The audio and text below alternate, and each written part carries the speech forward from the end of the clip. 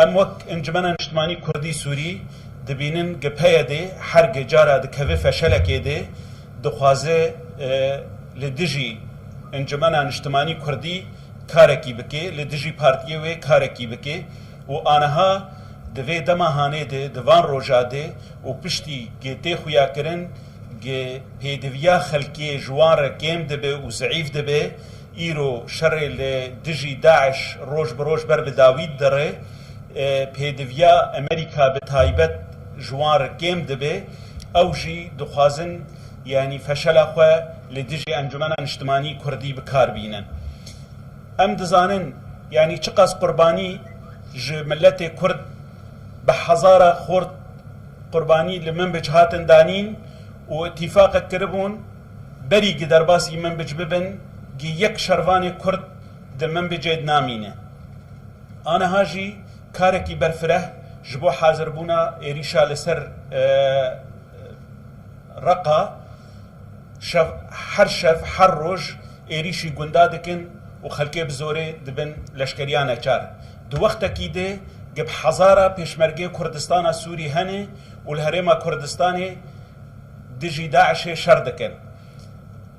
دوی وقتی گه اف هجمارا مزنج پیشمرگا هنه و آمادن گه شر بکن و شر دکن و قربانی آدیتینن و گه هنه کی ملت کرد بشغلین بری نهاجی یعنی هر جارکی یا شرک لدورکی چه دکر یان گردنک چه دکر یان مشکلات به پارتیان کردیر چه دکر لی آنها ئەم دەڕەوشە گەلێکی زەحمەت دەنێ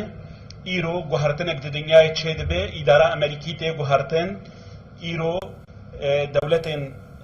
ئۆڕۆپیژی دەقتێک مەزن لەوان دەکەن نایە قبولکردن گە ئیرۆ پەیە دەژ ئالیە عەسکەری دێ تێپێک ئانین ji ber li hember şer dike ew jî diktatûriyeta xwe û qem'a xwe hemî di serê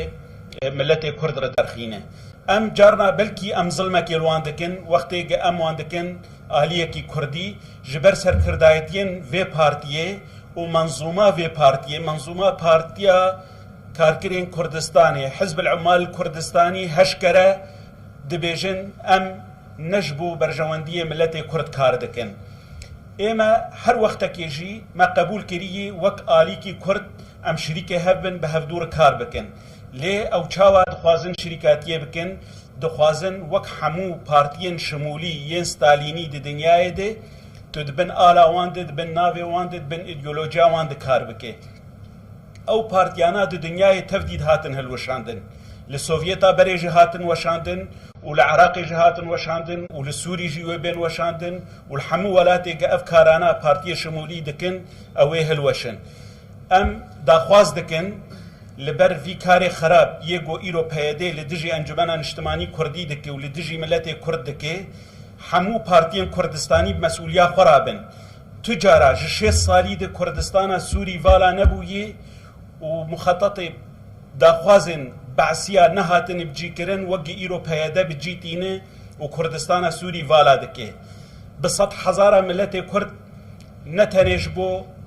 زحمتیا جیانه نش بۆ تەنێژ بەر شەر ji ber kiryarên peyedê herêma Kurdistanê Sûrî dike Kurdistanê Sûrî vala dibe.